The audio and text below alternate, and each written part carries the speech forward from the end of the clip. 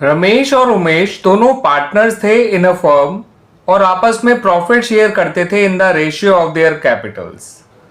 अब इनकी कैपिटल्स हैं ₹7 लाख और 3 लाख, तो इनका रेशियो हो गया 7:3। 31 मार्च 2024 को उनकी बैलेंस शीट कुछ इस तरह से दे रखी है। लायबिलिटी साइड में क्रेडिटर्स हैं 1,70,000, वर्कमैन कंपनसेशन रिजर्व है 2,10,000, जनरल रिजर्व है 2 लाख, रमेश का करंट अकाउंट है ₹80,000 और इनकी कैपिटल्स हैं 7 लाख और 3 लाख। एसेट साइड में बैंक बैलेंस है 1,10,000, डेटर्स हैं 2,40,000, स्टॉक है 1,30,000, फर्नीचर है 2 लाख, मशीनरी है 9,30,000 और उमेश का करंट अकाउंट है 50,000 और टोटल ऑफ बैलेंस शीट है 16,60,000। अब इन्होंने अबाउट डेट पे ही अपनी फर्म को डिसॉल्व कर दिया। अब जो रमेश है उसने आधे स्टॉक को यानी 50% स्टॉक को जो टेक ओवर किया है वो ₹10,000 लेस देन बुक वैल्यू पे टेक ओवर किया है। तो बच्चों टोटल स्टॉक है ₹1,30,000 और आधा स्टॉक हो गया 65,000। उसने इसको ₹10,000 कम का लिया है, तो इसका मतलब उसने ₹55,000 के में इस स्टॉक को लिया है। ठीक है बच्चों, ध्यान रखिएगा अभी आधा स्टॉक बाकी है। फर्नीचर को उमेश ने ले लिया फॉर ₹50,000, मशीनरी को बेच दिया गया फॉर ₹4,50,000, क्रेडिटर को पूरा अमाउंट पे कर दिया गया और उसके अलावा यह भी बताया गया है कि एक अनरिकॉर्डेड बिल था फॉर रिपेयर्स जो था तो 1,60,000 का, उसको फाइनली सेटल किया गया एट ₹1,40,000।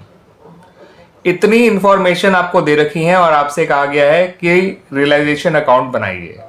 ठीक है बच्चों, तो बच्चों जब आप अपना रियलाइजेशन अकाउंट बनाएंगे तो सबसे पहले उसके अंदर अपनी एसेट्स को क्लोज करिए। आप बैंक बैलेंस छोड़ दीजिएगा, उसके अलावा डेटर्स को क्लोज करिए। ठीक है बच्चों, उसके अलावा आप स्टॉक को क्लोज करिए, फर्नीचर को क्लोज करिए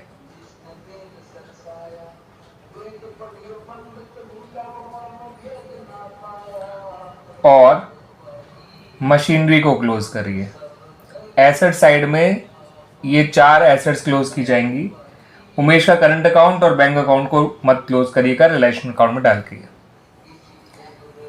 डेटर्स हैं 2,40,000, स्टॉक है 1,30,000, फर्नीचर है 2 लाख और मशीनरी है 9,30,000।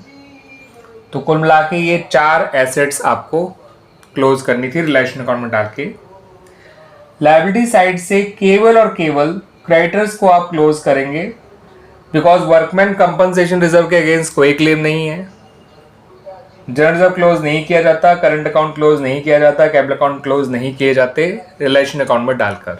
ठीक है बच्चों, तो रिलेशन अकाउंट में डालकर केवल और केवल आपको क्रेडिटर्स को क्लोज करना है और क्रेडिटर्स हैं ₹1,70,000। अब आ जाते हैं हम बच्चों नीचे के पॉइंट्स पे। तो उनमें सबसे पहला पॉइंट ये था कि रमेश ने आधे स्टॉक को 10,000 कम पे लिया है। तो ये मैंने आपको बता दिया था उसने कितने का लिया है।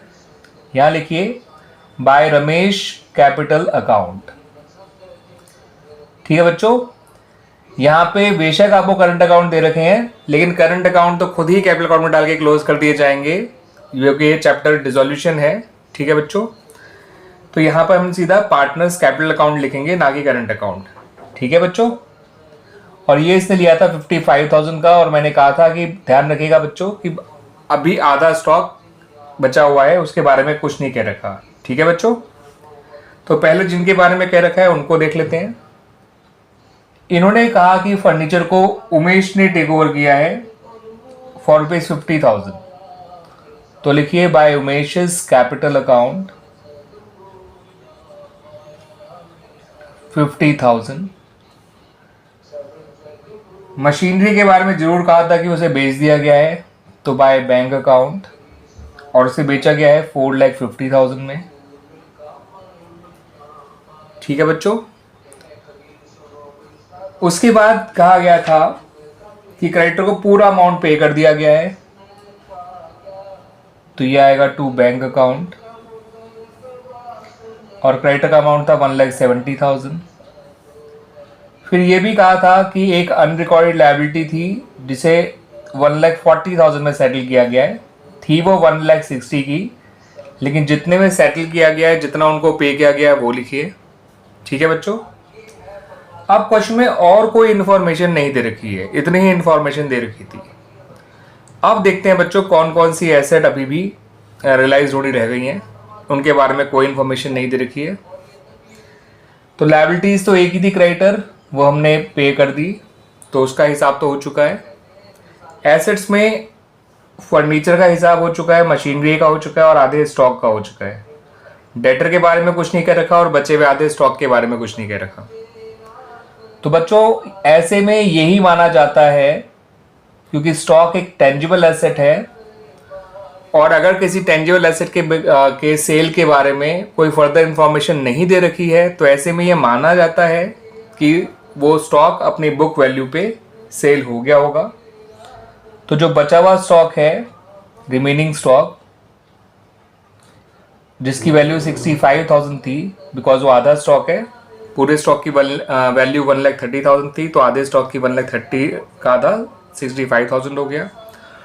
और जो डेटर्स हैं उनसे भी हम ये मानेंगे कि पूरा पैसा मिल गया। हम ये नहीं मान सकते कि डेटर से कुछ पैसा नहीं मिला होगा, तो हम डेटर्स के बारे में ये मानेंगे उनसे पूरा पैसा मिल गया है। ठीक है बच्चों।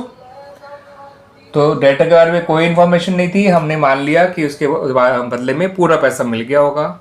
आधे स्टॉक के बारे में कोई इन्फॉर्मेशन नहीं थी, हम ये मानेंगे कि उसके बदले भी पूरा पैसा मिल गया होगा। फर्नीचर का बता ही रखा था, मशीनरी का बता ही रखा था, क्रेडिटर का बता ही रखा था, है ना बच्चों। तो 240 और 65 होता है बच्चों 3,05,000। अब हमारी सारी एसेट्स और लायबिलिटीज निपट गई। आइए देखते हैं हमें फायदा हुआ या नुकसान। तो बच्चों हमारे जो लायबिलिटी साइड है, इसका टोटल आ रहा है ₹18,10,000। और जो लायबिलिटी साइड मैंने बोला, इसको डेबिट साइड बोलिएगा। डेबिट साइड का टोटल आ रहा है ₹18,10,000। और जो क्रेडिट साइड का टोटल आएगा वो आएगा निकल के 10,30,000। इनका डिफरेंस आता है बच्चों 7,80,000। अब क्योंकि डेबिट साइड क्रेडिट साइड से बड़ी है, तो ये जो डिफरेंस है वो आपका रियलाइजेशन लॉस कहलाएगा। अब इस रियलाइजेशन लॉस को आपको अमंग द पार्टनर्स डिस्ट्रीब्यूट करना है उनके प्रॉफिट शेयरिंग रेशियो में, जो कि है 7:3, है ना बच्चों। 18,10,000 दोनों तरफ लिख दीजिए।